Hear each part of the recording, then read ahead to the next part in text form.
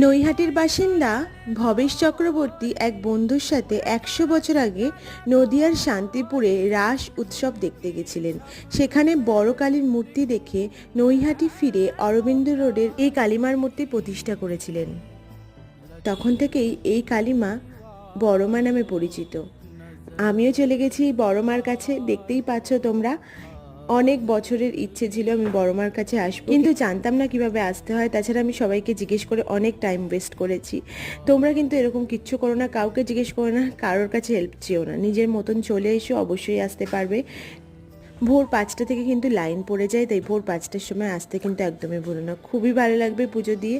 আমার ব্লগটা কেমন লাগলো অবশ্যই জানিও। আর লাস্টে একটুখানি মূর্তি আমি তোমাদেরকে দেখাতে পেরেছি, কারণ এখানে ফোন অ্যালাউ ছিল না। Tata and by. নৈহাটির বাসিন্দা ভবেশ চক্রবর্তী এক বন্ধুর সাথে ১০০ বছর আগে নদিয়ার শান্তিপুরে রাস উৎসব দেখতে